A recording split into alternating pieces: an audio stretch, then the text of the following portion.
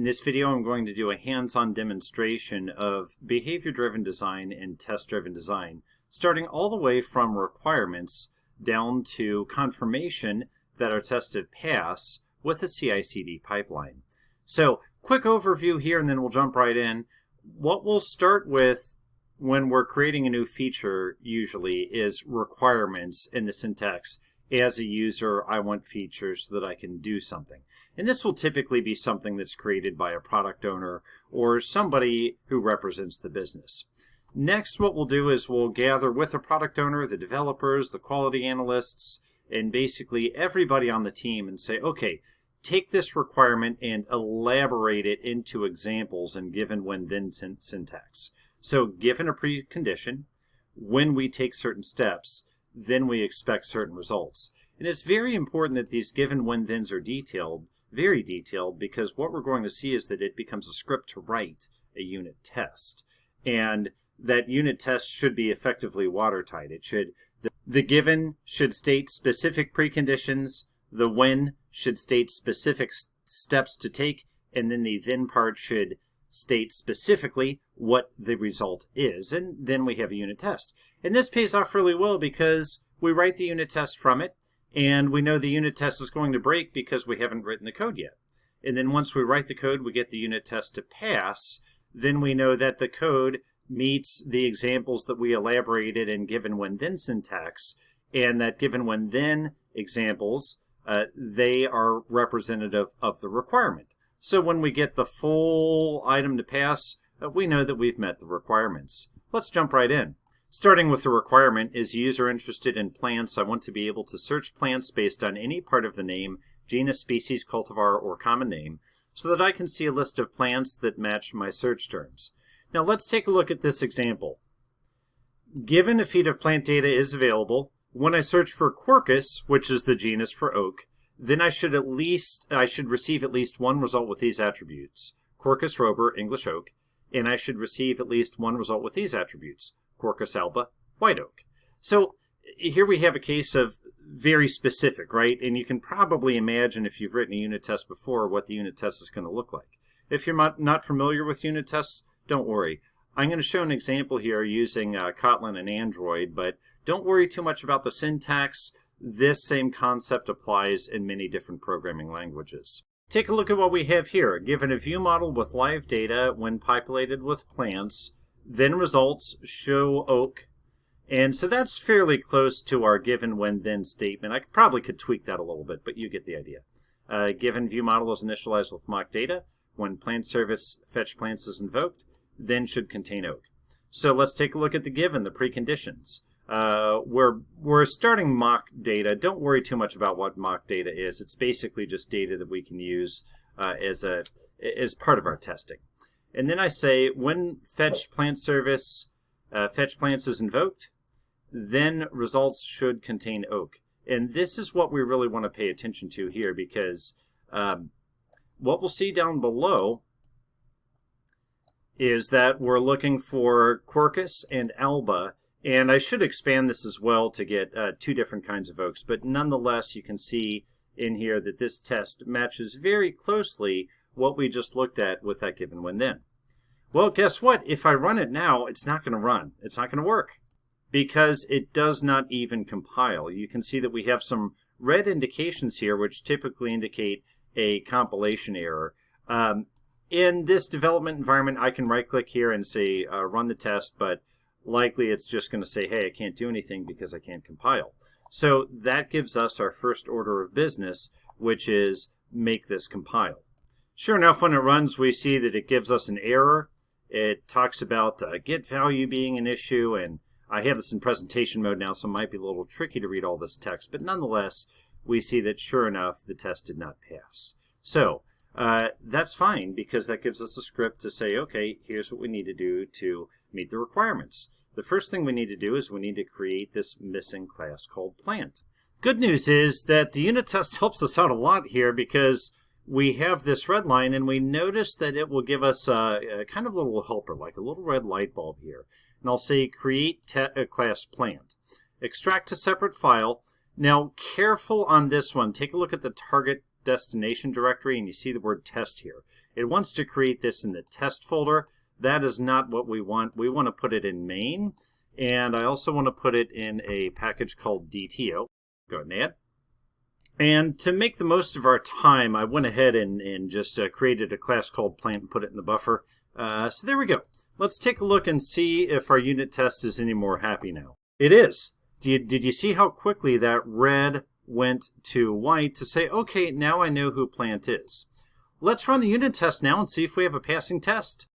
Well, no passing test here, but once again, the unit test is acting like a framework or a script because it tells me that, well, you made this plant, but the trick is this thing called main activity doesn't know what it is. So reason is that main activity is in one folder, plant is in another, and we simply have to tell it where to find plant. Once again, you see my development environment, which happens to be Android Studio here, is very helpful because as soon as I go there, it says, oh, isn't this what you want? And all I have to do is say Alt-Enter and say, yes, indeed, that's what I want. And all of a sudden, the red turns to white. Let's run our plant unit test one more time, see if we're getting any closer.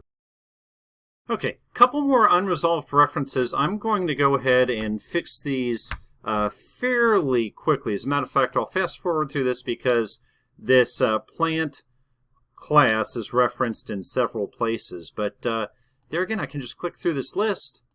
I can make sure that I have them all imported correctly. And this is part of what would be a normal development task.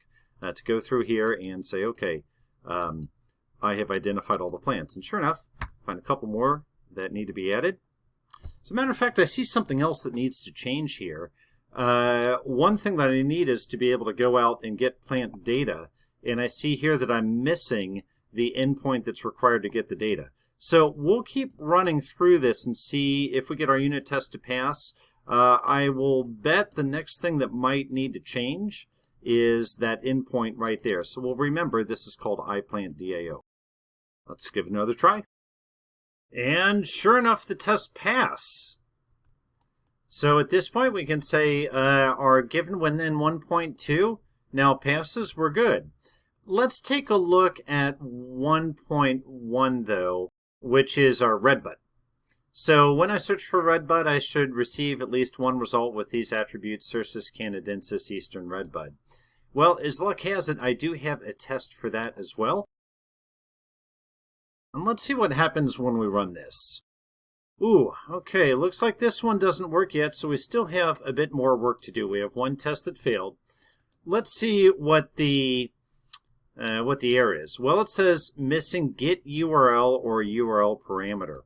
Remember just a few moments ago when I said I noticed something that we might need to change? Well, here's the time to change it. I've placed a bit of sample plant data on GitHub, and I simply need to tell it where to go. Now, one little subtle difference, by the way, you notice we didn't have this issue with our oaks. That's because I was using all local data, in other words, mocked data to test our oaks. And that's a true unit test where we're mocking out dependencies. This is more of an integration test because we're actually reaching across the wire to go retrieve redbuds. But nonetheless, let's go ahead and finish up what we need to do and run the test again. And you see that our get URL here, that should be the endpoint on GitHub where it can retrieve the plant data. So we'll go ahead and pass that in. And let's run one more time. Beautiful. It's passed. So now we've met two of the given when-thens for our requirement. And the next thing to do is to push to GitHub. Let me show you what GitHub looks like right now on this branch. So without my pushes yet, we'll notice that test-driven design has one failing check.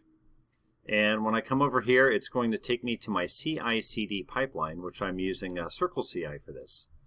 So, okay, it's going to go through a pipeline, a series of steps, spin up the environment, prepare environment variables, check out code, restore cache, change permissions, download dependencies, save cache, and then finally run tests. And this is where it fell over before. Just to make sure I'm not doing any magic here, take a look. There are 42 commits, and I'm going to hit refresh, and there will still be 42 commits. Now, I'm going to navigate back to Android Studio. Right-click, choose Git, and then Commit and Push.